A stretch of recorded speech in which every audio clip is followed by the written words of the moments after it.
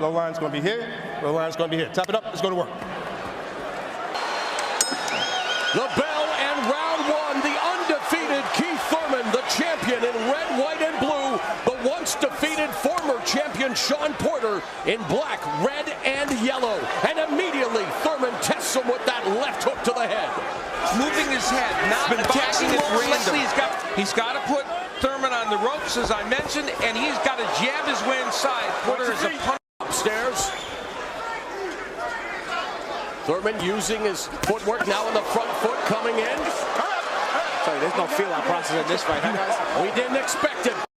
Been knocked down once in his last fight in the 12th of 1 round, gone in Brooklyn. This is Showtime Boxing on CBS, powered by PBC, round 2 for the welterweight championship.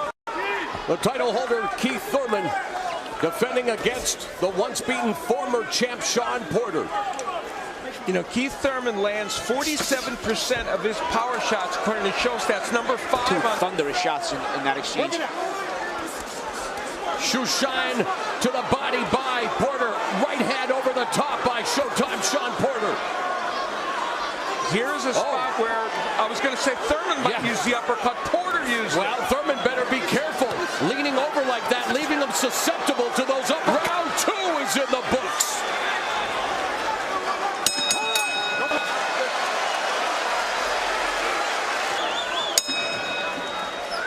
Round 3 is anticipated between two of the very best in the welterweight division, Keith Thurman and Showtime Shawn Porter. But Porter is a deceptively good defensive fighter. Yeah, he doesn't come off slick with that pretty style, but he changes the look. He attacks all at once. He steps back. He smothers you very well. You see it's just a storm. You see the little headlocks. He leans on your head. He's just very physical. It's not just the punching. He just tries to make it a very physically uncomfortable fight. He stopped anyone since stopping Jesus Soto Caras back in. But Shawn Porter. Fireworks at the end of the 3rd round.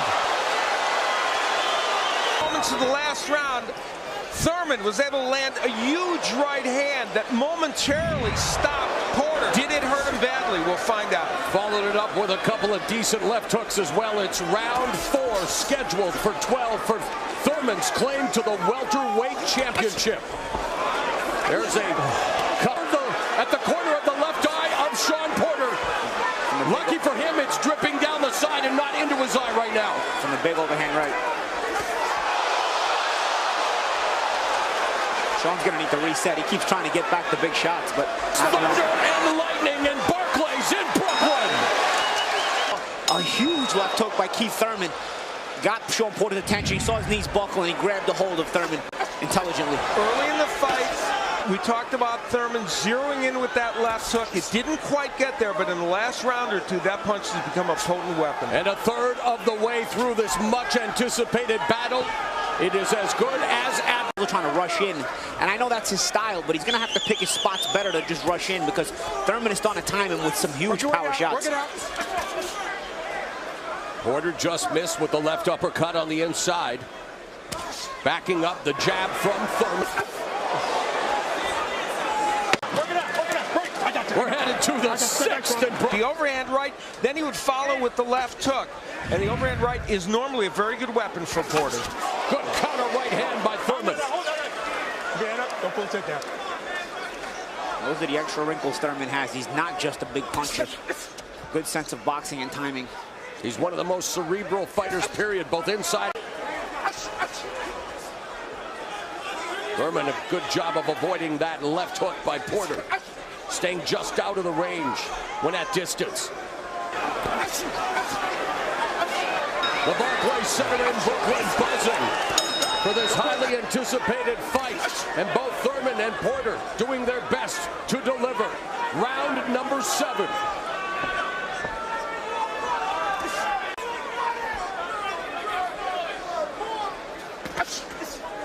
Dan Birmingham's advice very interesting. Not only the jab from Thurman, which has been walking down Porter, not using the jab, left hook, but a counter right hand from Porter.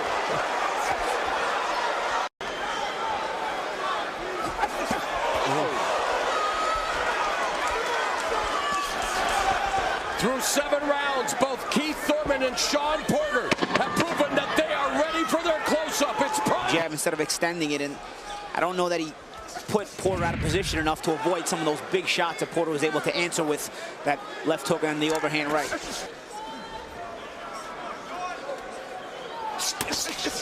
Round 8. Keith Thurman likes to tutor the young fighters in Dan Birmingham's gym, even give them money to help them get to amateur tournaments. He's very invested in those young men. See, he comes at you like a football player. Look at the little stunning step feints he's got. And then he got it with the left. Like, this is a fascinating matchup on every level. Because he will get to you any way he needs to. He does not care how pretty it looks. Thurman chewing up the real estate, connecting, but accuracy. Thurman never loses. Especially countering the jab with the left hook. In that last round, he rips a legal body shot, and it pushed Keith Thurman back. He immediately retreated, and you knew that punch had an impact. Yeah, you could just tell the way Keith reacted right away. But that was pretty early in the round, and even though Porter again trying to get down there, in fact, Thurman came back in that round and was able to land his own counter punches, like that left hook. That wasn't a perfect left hook. He slapped a little bit with it, but it landed. Sage advice from Dan Birmingham as we begin round number 9. Keith Thurman defending the welterweight championship against the once defeated Shawn Porter, who hopes to ascend back to the top of the division and earn another piece of the 147-pound crown. Mauro Ranallo along with Hall of Famer Al Bernstein, 2-time champion Paulie Malignaggi at ringside. I got it. There we go. There you go. An incredible atmosphere for what has been an incredible fight.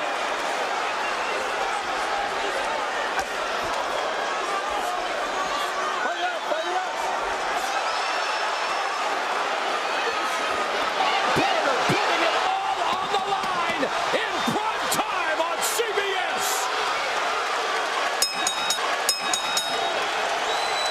It was a punch that caused the cut. Just watch what I say.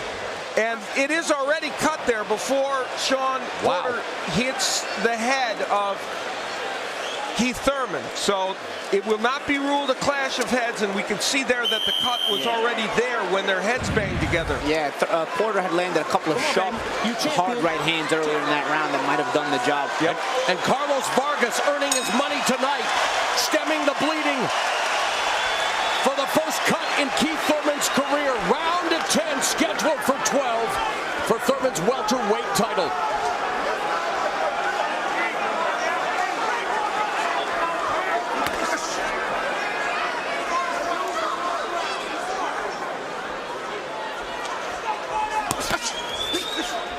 Thurman ducks underneath that sweeping left hook from Porter. The cut of Thurman. And you know, Porter has done... Porter walks right into that left hand. Thurman has him cornered. I think he was off balance more than And this. 12-round fights, Thurman is able to turn the tables again. An off-balance shot, bringing the fans to their feet. And boy, they are throwing leather punches and punches. What a fight! This is where the right hand created the cut. It starts to bleed. That's exactly where the cut was created, by that right hand of Shawn Porter. And you know, I was going to say, in the last round, Porter getting some more work done, but that was where he was hit with that left hand that kind of knocked him off balance. And I agree with that. Rounds, yeah, the perception becomes reality. You know that better than anybody.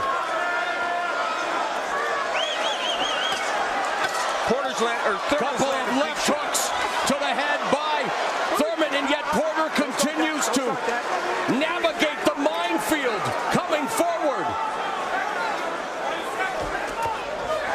Now using the stunner step. Herky-jerky head movement, but unable to cut off the ring. And guys, that takes a lot of energy too. I mean, all that herky-jerky stuff, and then you got to get in and actually punch too. And Keith Thurman's landing some punches. He is. 12th and final round straight ahead. They will trade right hands, but it's Thurman's that gets there. And then he counters with that hook. And as Paulie pointed out, those are the kind of punches that Keith Thurman normally knocks people good.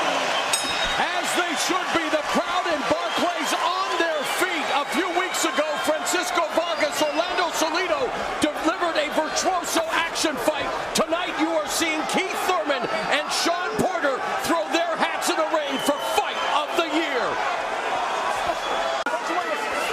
1 minute remaining.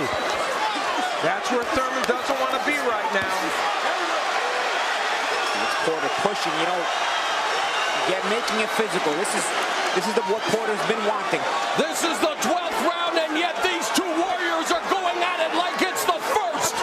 And give referee Willis credit. He's letting them fight. Crowd, take you through the final 10 seconds of what has been a terrific fight on CBS.